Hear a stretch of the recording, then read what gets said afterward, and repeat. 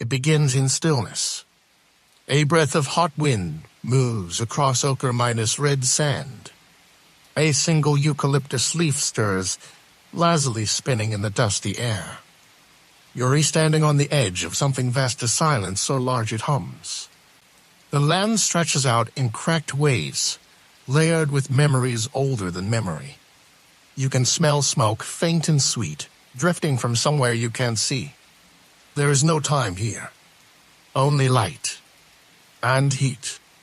And a knowing that presses gently behind your eyes like an old song you half-minus remember. Before we go any farther, a word of caution: you probably won't make it through this day. You'll be lulled halfway through by a tale so slow, so delightfully boring, it may as well be an ancient lullaby carved in stone.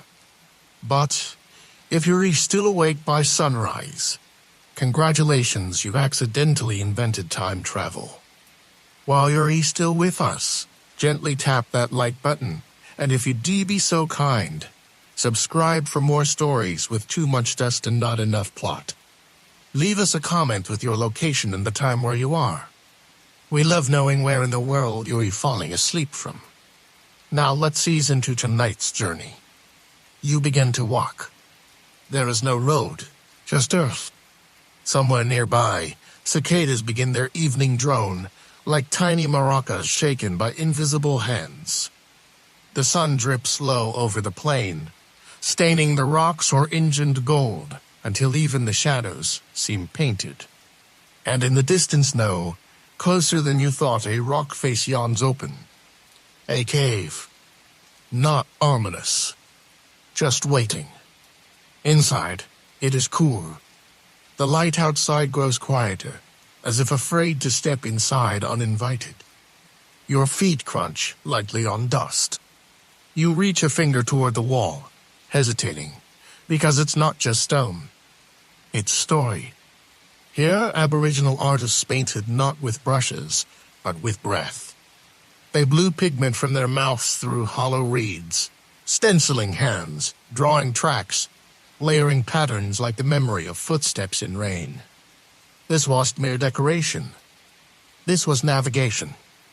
In the world's oldest continuous culture, Aboriginal peoples created songlines, or maps passed down for tens of thousands of years. Each song, each verse, described a path across the land. Rivers, stones, waterholes, every feature named and sung in order, so that by remembering the melody, you remembered how to get home. Or at least how not to die of thirst, which in this landscape is sort of the same thing. And the paintings. They were mnemonic visual markers to hold the songs. Not illustrations of events, but memory anchors. Dots, spirals, animal tracks, all part of a giant, sung geography that covered the continent like invisible thread. One weird tidbit. Some of these symbols are so locally specific, they could function as territorial signatures like ancient GPS passwords sprayed in ochre. You had to know the tune to get the route, or to not get run off. Historians still debate whether some of these cave sites were sacred map rooms, performance halls, or just someone's very creative weekend project. But one thing's clear: this was a world where land could be read, sung, and touched, all at once, and without slow reception. A breeze sneaks through the entrance again, stirring the dust at your feet. You step closer to the wall and try to hum something, anything. It doesn't matter what song. Your breath touches pigment older than pyramids. And somewhere in the back of your mind, the land starts to hum along. You sit down. The stone is surprisingly kind to your spine. Evening settles in like an elder with stories to tell. You imagine the people who gathered here long before you, sitting in the same hush. Grandmothers, uncles, children too restless to sit still. You can almost hear the throat minus clearing before a tale begins, the shift of bare feet on cool rock. You blink at the wall in front of you. Its symbols are not random, though to your tired eyes they might as well be the world's most cryptic game of connect minus the minus dots. Spirals unravel like wind. Emu tracks march confidently toward nowhere, A circle with radiating lines seems to pulse slightly, as if remembering heat.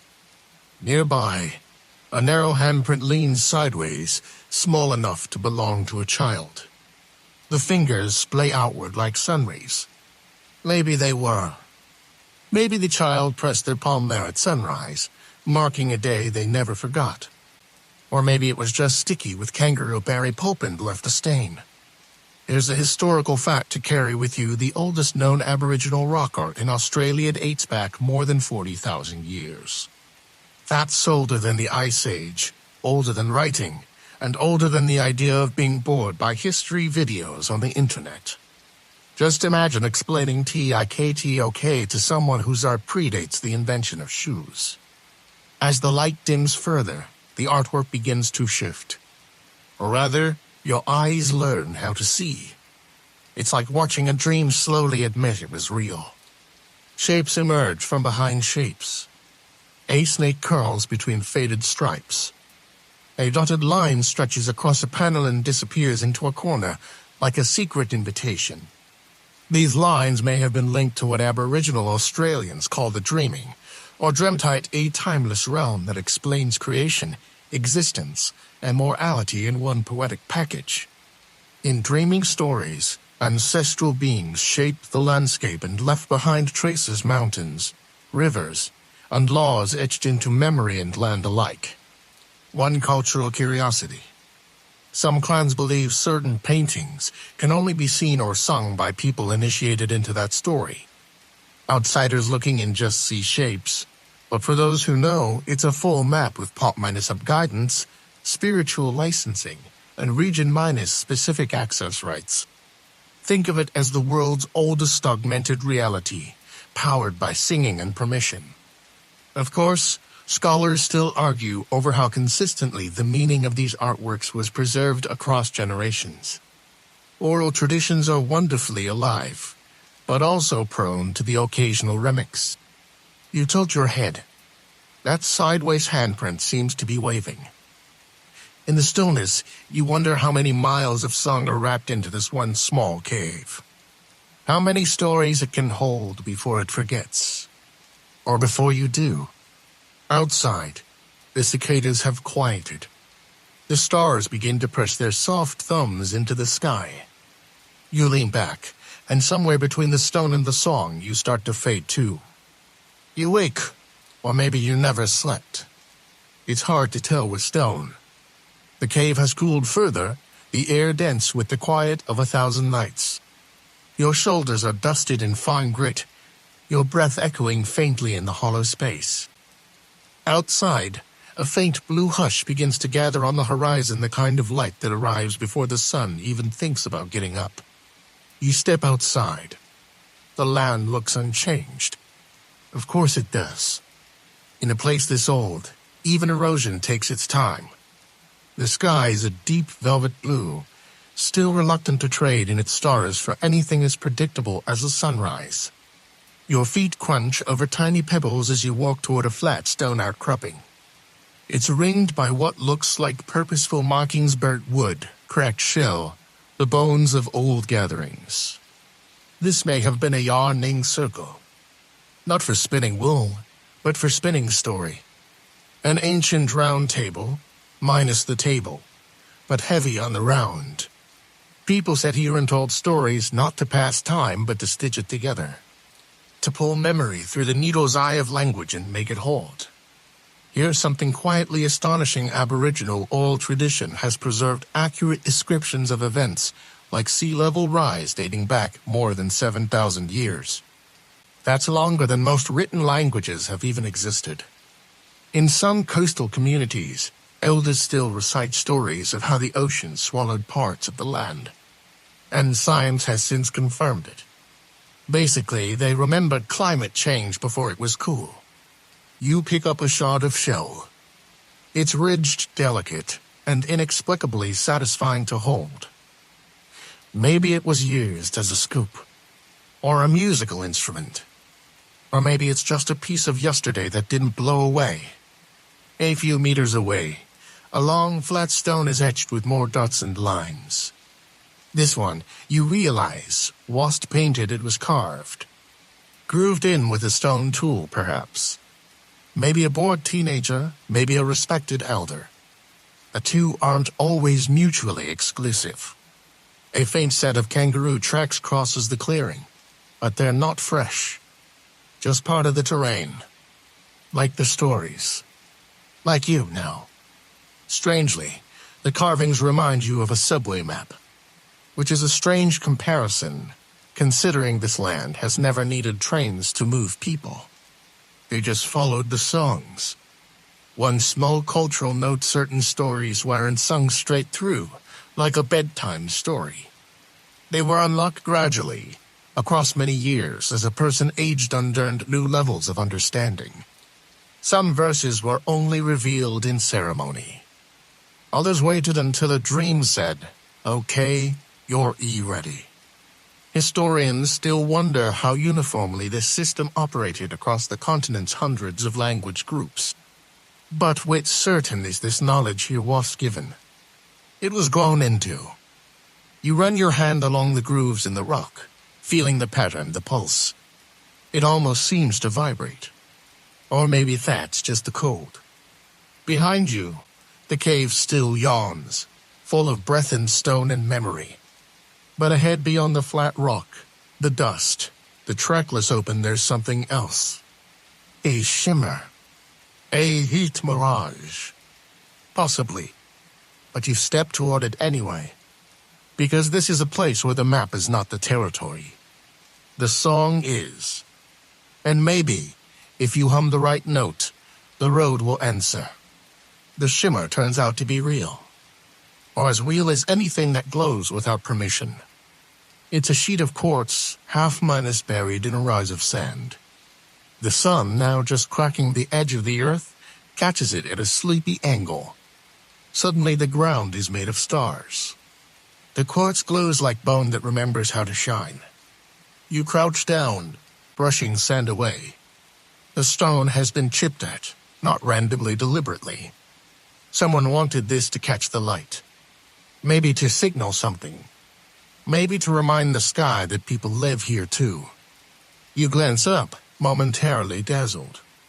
And you notice a line of stones barely perceptible leading away from the rise. Not a woe, not a path. More like punctuation. Like someone dropped a trail of ellipses across the desert. Follow me, it says. Or maybe forget this, turn back. You follow it anyway. Each stone seems to say just enough to make you curious about the next.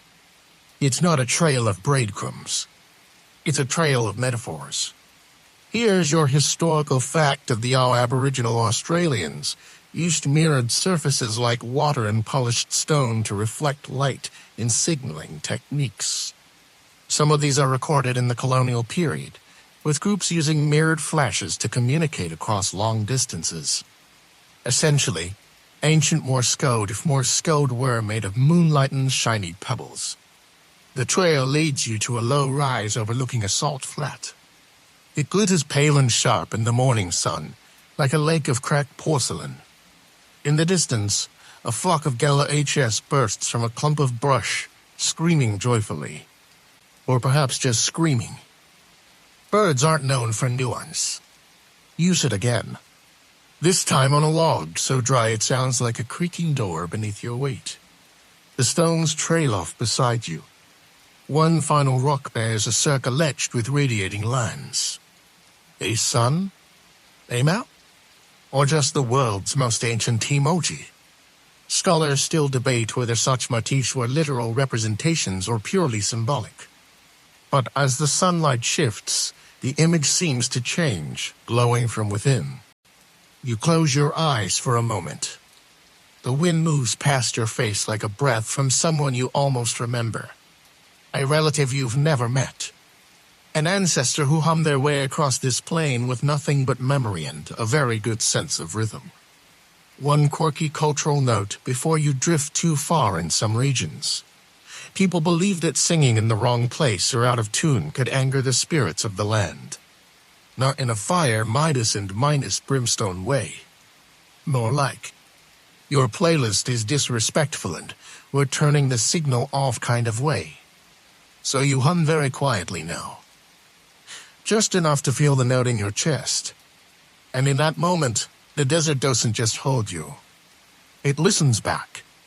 The salt flat stretches out like a forgotten thought. You step onto it gently, your feet crunching on the brittle crust. It doesn't give way, it accepts you, like someone who's seen too many visitors to be surprised by another. The horizon quivers slightly in the heat, already curling upward like a page turning in slow motion. There are no signs here. No arrows, no milestones. Just the occasional dried twig, twisted by sun and chance into something almost poetic. You walk slower now, not from tiredness exactly, but from a kind of reverence you didn't know you'd picked up. Every few feet, a cluster of small stones breaks the plainest placed in arcs, spirals, and loose diagonals. You recognize some of these shapes from the cave. Dots in a row, a broken ring, a line that stops and resumes 5 steps later. It's a page of a story scattered by wind, still trying to be read. Here's the historical highlight: in parts of Central Australia, Aboriginal peoples used ground arrangements of stones, often called stone arrangements, to mark ceremonial sites, storylines, or even celestial patterns. Some align with solstices. Some mark the path of ancestral beings. Some may just have been there to give out something to gossip about. As you pause beside one such circle, a lizard darts out from beneath it. Its body flashes orange and gold, then vanishes under another stone. You weren't the first to come here. You won't be the last. The lizard doesn't seem impressed either way. You take a sip from your canteen, lukewarm and dusty minus tasting, but comfortingly real. It reminds you you're still made of water, even in a place that sings mostly of thirst. Just beyond the salt crust, the ground turns red again. Earth with an opinion. The kind that stains your boots and dares you to keep going. You step off the salt flat, and the silence deepens. This is not a hush of absence. It's the kind of silence that leans forward, waiting. You notice something peculiar. A large, flat rock has been half-minus buried on its side, with the edge carved into rows of notches. You crouch, run your fingers over the grooves. They're not natural. They're rhythmic, like a primitive instrument or a calendar. Or maybe someone's tally of days survived. Or jokes stowed. Hard to say. Cultural curiosity of the day. Some Aboriginal clans kept time not just with stars or moon cycles, but through ceremonies, ecological events, and the appearance of certain plants or animals. The blooming of a desert pea might signal marriage season. The arrival of a specific bird might mean time to move camp. In other words, nature had the calendar at first. You tap one of the notches, and the echo that comes back is soft but definite. Eye conversation between rock and air, possibly to introverts trying not to make it weird. Historians still speculate about the exact functions of these rock installations. Were they clocks? Codices? Giant musical instruments with really limited playlists. You step away, brushing dust from your hands. The salt flat recedes behind you, and in the warm wind you hear something. Not a voice. Not exactly a melody. Just the sense that something nearby has been patiently waiting to be remembered. So you listen, and walk, and the story unfolds with your footsteps. The hills ahead don't try as they murmur. Low, sloping ridges curve across the land like someone fell asleep drawing waves and forgot to stop. You walk between them, the sun a soft nudge on your shoulder. This is not the part of the journey where things get dramatic. This is the lull between verses. The breath before the chorus returns. Along one ridge, faint markings catch your eye. Not painted. Burned. Jaw lines arc across the stones like Buster had made with fire. Controlled burning cool fires that deliberately uncarefully has been practiced by Aboriginal peoples for tens of thousands of years. It shapes the land, encourages certain plants, keeps dangerous bushfires at bay. The practice is called fire-stick farming, which makes it sound like agriculture's minimalist cousin, but it's incredibly complex and effective. You crouch beside a scorched tree stump.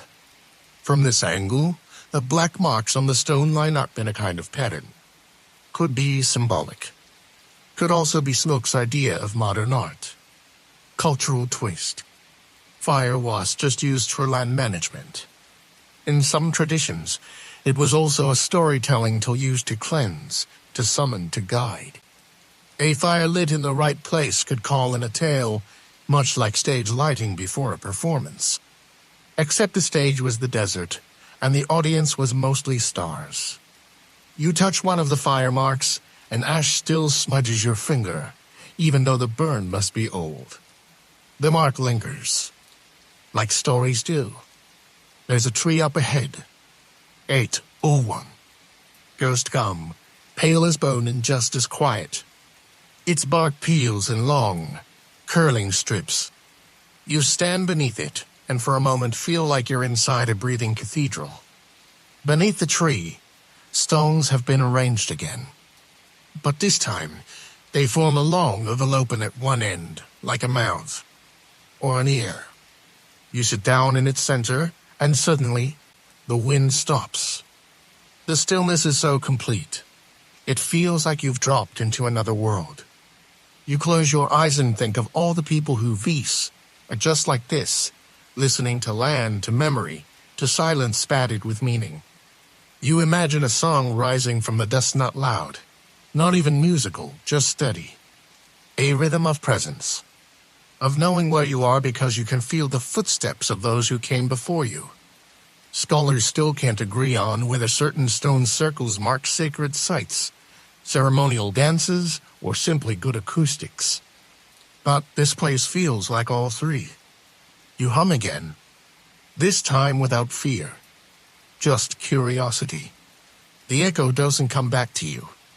It stays here, as if the land has decided to keep it. You wake before realizing you've fallen asleep. The sun is lower now, tilted and warm like a candle melting sideways.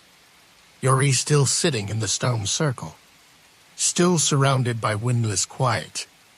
Except now there's a scent sharp, herbal, a little smoky, like crushed leaves and were just beginning to catch flame.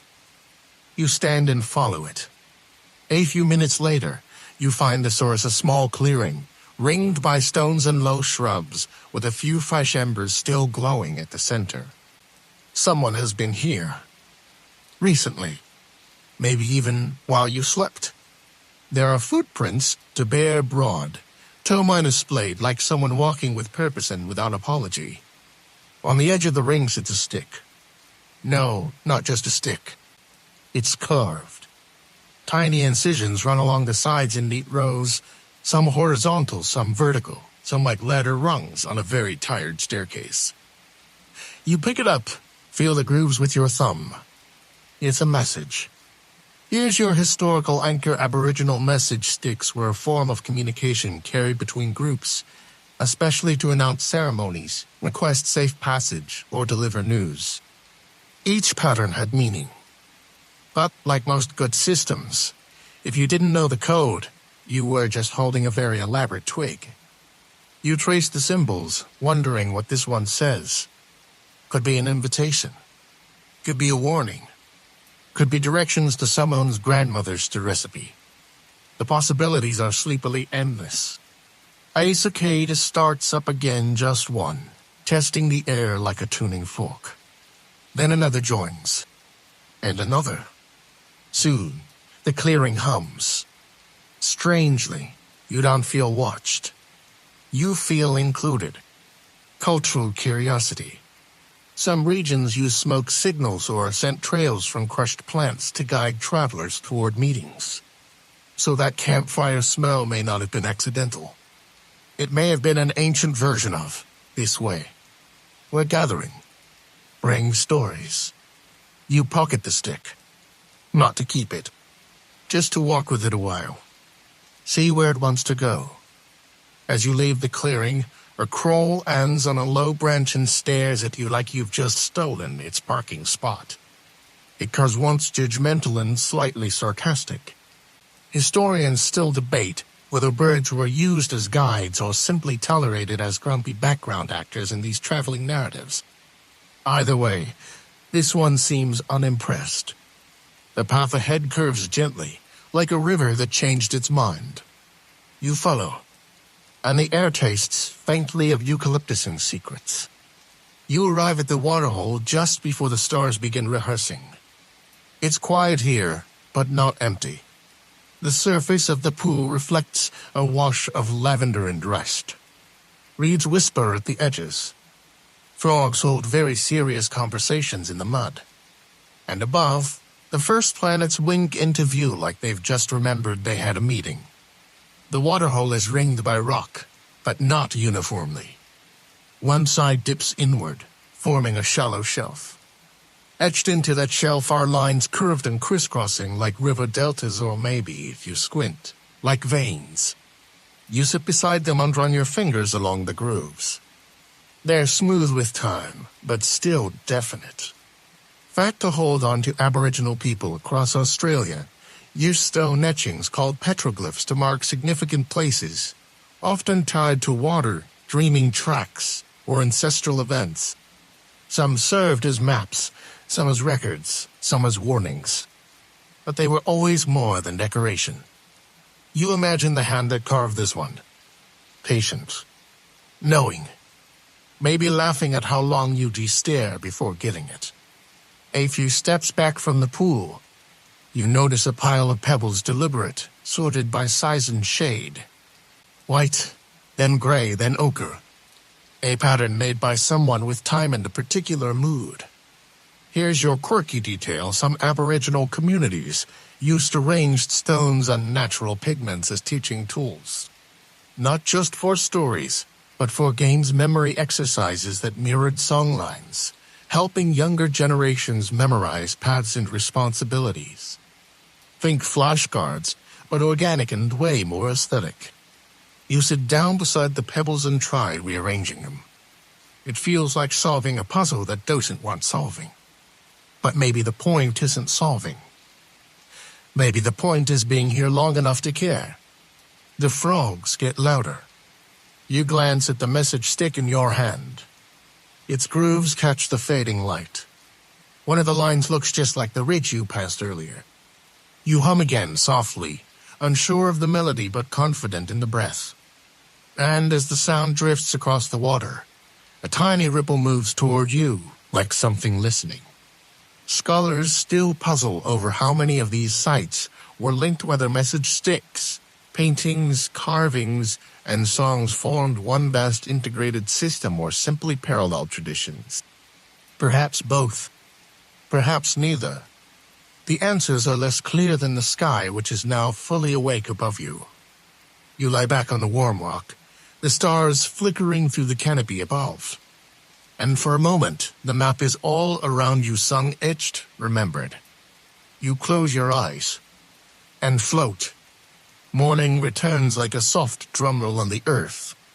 You wake to the sound of birds taking inventory, one chirp for the sun, two for the breeze, and a sarcastic riddle that might be about you. The stone beneath your back is warm again, kissed by first light. Your joints creak in agreement. You sit up slowly, like a scroll being unrolled after 1,000 years. The waterhole reflects a lighter sky now, streaked with pearl and dusty gold. You sip from your cupped hands. It tastes faintly of memory. Across from you, a set of fresh prints leads away into the bush. They were there last night. Someone passed by while you slept, barefoot and confident, leaving behind only a curve of pressed grass and the faintest impression of movement. You follow. The landscape shifts. Shrubs thicken. The air smells greener. You duck beneath hanging branches and over fallen logs, until you come upon a clearing unlike the others. This one hums, It's not the insects or birds. It's something in the air. Charged, but gentle. Like a sigh held between trees. Laid across the clearing are flat stones deliberately placed in a pattern too perfect to be random. You count 7 in a circle, each painted faintly in ochre and white. Each with a different symbol in its center: a turtle, a fan of dots, a double spiral, a boomerang, a set of vertical lines, something like a fishhook, and one that might be a constellation. This, your sleepy brain informs you, is not a campsite. It's a board game. Historical fact. Yes. Some Aboriginal communities created ceremonial grounds with arrangements believed to represent games, teaching rituals, or even cosmological models. These were not casual diversions. They were learning tools, social glue, and spiritual calculators all in one. Use it at the edge of the circle and touch the boomerang stone. Warm. Smooth. Waiting.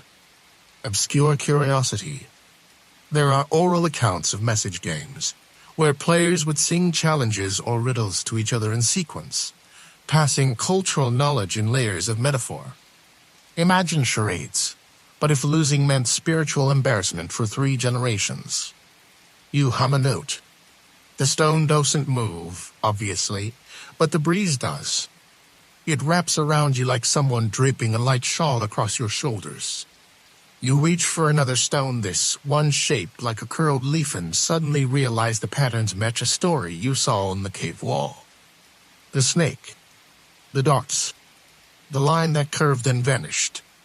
Historians still debate whether these game grounds were open to everyone or only used by elders and initiates. But the fact that they still exist, visible from above only during certain seasons, is either brilliant design or a celestial prank. You sit a little longer, wondering if the next move is yours or if the land is waiting to play back. The sun climbs.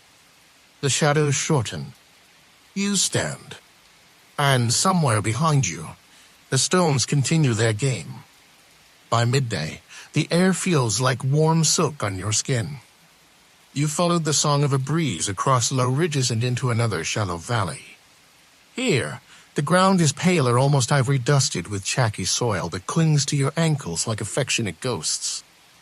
Ahead, a tall rock stands like a sentinel. Not massive, but intentional. Its face has been smoothed in places and marked rows of vertical indentations, some filled with red pigment, others left plain. You approach with reverence, or at least the sleepy approximation of it. This is a memory post. Not the kind where you leave flowers. The kind where you leave knowledge. Fact incoming, some Aboriginal communities created stone posts or message poles, which served as mnemonic anchors, visual cues for oral stories. Each mark might represent a verse, a name, or an event, forming a physical index for someone reciting or teaching nearby. You sit cross-legged at its base, squinting upward. One notch is deep enough to hold water. Another curves into a half-moon. A tiny insect crawls along the edge like it's delivering mail. You touch the half-moon and suddenly remember the circular cave painting from earlier, the one pulsing like it held heat. This is part of the same map. You're sure of it. Obscure tidbit. In some traditions, the order in which a traveler approached a place clockwise or counter-clockwise could determine the version of the story told. The path shaped the plot. You wonder, faintly alarmed, whether you've been walking in the extended director's cut. Above you, the sky is cloudless. A wedge minus stale deagle spirals, so high it could be drawing symbols in the air. The post casts a shadow that lands directly on a nearby stone. You follow it. There, carved into the stone, is a groove shaped like a riverbend. Inside the groove, smooth pebbles lie in deliberate positions like markers on a journey. And here it is again, the board minus game pattern. Different symbols. Same logic. Story as landscape. Landscape as lesson. Scholars remain uncertain whether this specific system was standardized or entirely personal. Was it shared GPS or an artist's private notebook? Either way, it's beautiful, and probably more accurate than your phone in a dead zone. You lie on your side now, watching the eagle shrink into the sky. The message stick you've been carrying rests beside you, as if it has nothing more to say for now. You close your eyes not in sleep, just in agreement. The land remembers everything. Even when you forget, you wake to wind. Not the gentle sort that rustles gum leaves like gossip, but a bold, whistling wind that spins dry grass and slow pirouettes and tugs at your sleeves like a child needing attention. The sky above is smeared with light cloud, and the heat, for once, is hesitant. It's a day that leans sideways. You walk again. At this point, walking feels as automatic as blinking. Each step folds into the next like a verse in a long, quiet song you've been humming without noticing. Your message stick swings in rhythm, its smooth edge warmed by your palm. Before long, you spot the match poles standing in a gentle arc, tilted like they've been listening to stories too long and now lean into the gossip. Between them lies a scattering of shells, sun-minus bleached and brittle. You're hundreds of kilometers inland. The nearest coast is more myth than direction. Which brings us to a curious fact: some Aboriginal trade routes stretched thousands of kilometers, linking the desert to the ocean. Shells found deep inland weren't accidental, they were currency, ornament, memory. Gifts from water to dust. You kneel and pick up a small, spiraled shell. It hums faintly, not with sound, but with belonging. Nearby, a smooth patch of clay bears faded impressions, human footprints alongside what could be kangaroo tracks, or the world's worst attempt at drawing a slipper. They've been preserved like this for centuries. Some researchers believe the site was used to teach tracking skills, lessons passed not in books, but in dust. Obscure cultural tidbit.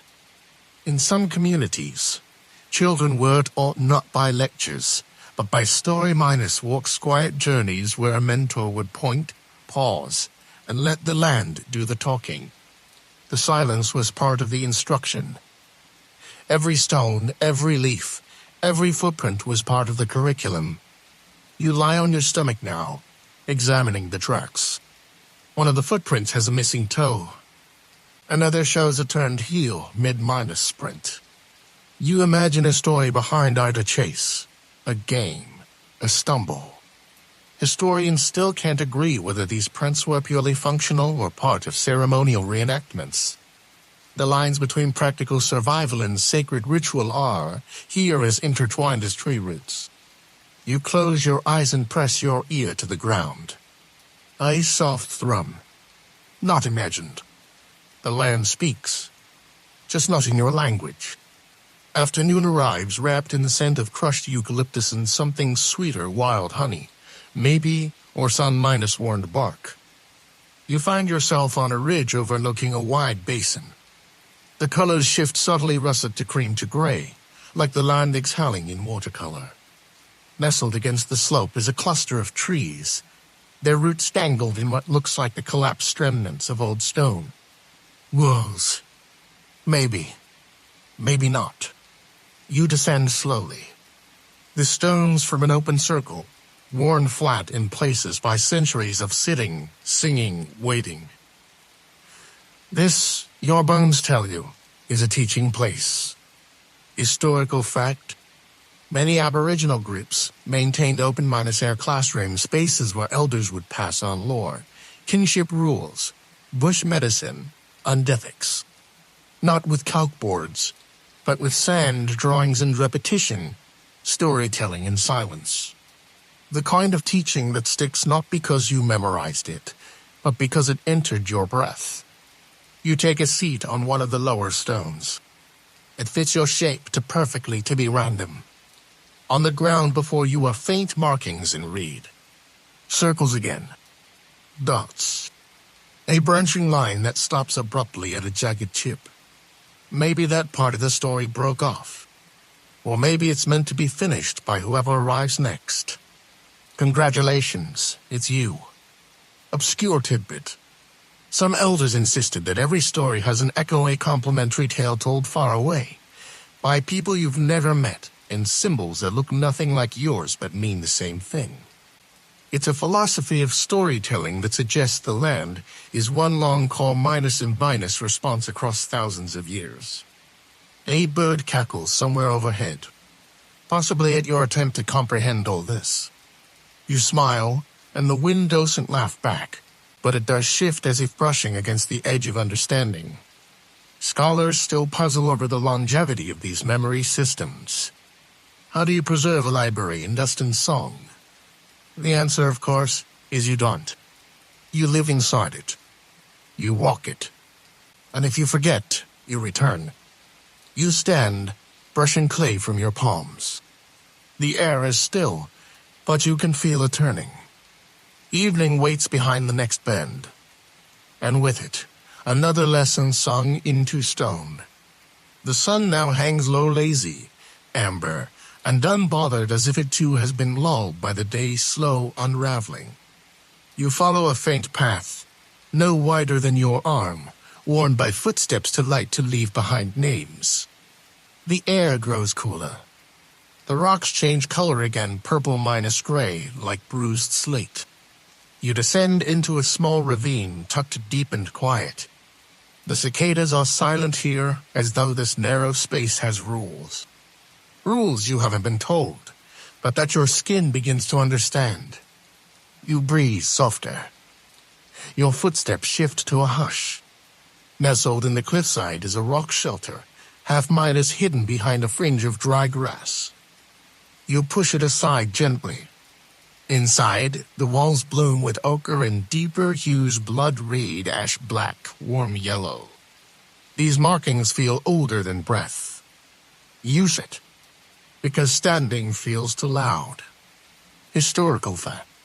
Some Aboriginal clans use struck shelters not just for ceremony or storytelling, but for passing on kinship lore, complex social maps dictating who could marry whom, who owed respect to whom, and which animals were spiritually tied to each person. It's like ancestry, calm, but painted on a wall and backed by 50,000 years of beta testing. You notice something odd, a set of overlapping concentric circles, faintly visible behind newer markings. They look like ripples, or sound made visible. Cultural tidbit? In some traditions, music was believed to vibrate the landscape itself. Clapping sticks in song weren't just accompaniment, they were activations. Each performance ray woke the land, refreshed the story, kept the world steady by remembering it aloud. You run your fingers lightly over the wall. The stone is warm where the sun last touched it.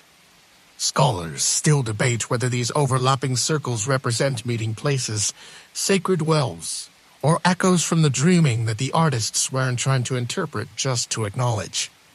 You lean toward the last one. From the corner of your eye, a wallaby appears. It doesn't bolt. It watches you for a moment, then hops once, turns, and disappears. Some messages don't need translation. You lean back and listen for the sound of circles forming in the dust behind you. Dusk arrives not like a curtain, but like a glaze. Everything is suddenly shinier, a little more tired, and tilted toward silence. The leaves stop trying to shimmer. Even the ants seem to march more gently now. You follow a narrow ridge lined with ghost gums. Their pale bark glows faintly in the dying light like bleached bones or forgotten scrolls leaning against the dark. The air smells of resin and stone and whatever dreams smell like when they don't have to mean anything. Somewhere nearby, a night guard calls a sound halfway between a chuckle and a question. You answer by continuing to walk. You find the small stone platform a natural stage. And on it, painted across a sloping wall, is a figure. Human minus shaped, but only just. Its arms curve backward into serpentine loops. Its head is a swirl. The feet don't touch the ground. This is not a person. This is a being. Here's your historical anchor. Many Aboriginal dreaming stories feature ancestral spirits who shape-shifted across land, sea, and sky, leaving behind rivers, mountains, and laws. These figures weren't worshipped by gods in the Western sense. They were relatives, creators, and reminders all in one. You sit again because the weight of the gaze, even from a painted being, is enough to bend the knees. Cultural curiosity. In some places, these spirit figures were repainted by each generation, not as restoration, but as a renewal. Each version slightly different. Like a song sung again and again with new breath. You notice faint streaks of newer pigment layered beneath the swirl. One is blue, just barely. Historians still argue about the purpose of these blue additions. They're rare, maybe symbolic, maybe just a mistake, maybe someone dropped a berry. You trace the being's arms with your eyes. They seem to reach out and curl back at once. Protective, open, curious, like a question answered with another question. His stars are out now, and you, somehow, feel more like a story than a person. Not in a bad way. Just in the way dust becomes path, becomes song, becomes dust again. You've lost track of how long you've been walking, which is precisely the point. The air is velvet now, heavy, quiet, kind. Moonlight slides across the landscape in long, unhurried fingers. Every rock looks like it might contain a whisper. Every shadow has softened its edges. You feel like a thought the desert once had, then forgot, then remembered again just now. You crest a low rise and find one last cave. Small, shallow, just enough to step inside and turn around once before it narrows into a whisper. The walls here are different, scratched instead of painted, carved with the careful uncertainty of someone who knew they'd only get one chance. Each mark is tiny, straight, slanted, interwoven, not decoration notation. Historical fact: in some regions of Australia, Aboriginal people used not just pigment, but engraving to tell their stories. Petroglyphs, cut directly into rock. These designs recorded travel routes, seasons, clan boundaries, or ceremonial knowledge. Unlike paint, they didn't fade with weather. They endured. Which, for memory, is kind of the point. You crouch, running your palm over a patch of parallel lines. They catch the moonlight like the ribs of a sleeping creature. Here's your obscure tidbit in some rock art traditions. Certain caves were never to be entered alone, not out of fear, but because the story inside wasn't meant for one set of ears. It needed witnesses, repetition, echo. The tale wasn't finished until it was passed along. You glance behind you. No one's there. But that doesn't mean you're alone. Scholars still debate whether these engravings marked seasonal ceremonies, astronomical observations, or just the desert's version of leaving a sticky note for the next traveler. The desert doesn't answer. It rarely does. Use it for the final time, leaning into the cool wall. And for just a moment you hum, not to remember a path, but to thank it. And now, the story slows. Use it, wrapped in stillness, as the night hums softly around you. The desert exhales, warm and ancient, brushing your cheek like a lullaby that's been waiting 40,000 years to find your ears. The stars above are not scattered but placed deliberate, quiet witnesses to the ground below. You feel the pulse of footsteps long faded, the breath of songs that stitch the land together one verse at a time. Ochre lines, carved loops, hands pressed to stone like signatures of sleep. Your breath deepens. The air grows slower. No need to hold on to any detail. No need to name the stars or retrace the path. Just let it fade now slowly, gently like dust settling after a long walk home. You've wandered far tonight, across stories and silence, across places only the heart remembers. Now, there's nothing left to do. Let the memory dissolve like pigment in wind. Let your eyelids close like cave mouths keeping secrets. Sleep. You've arrived.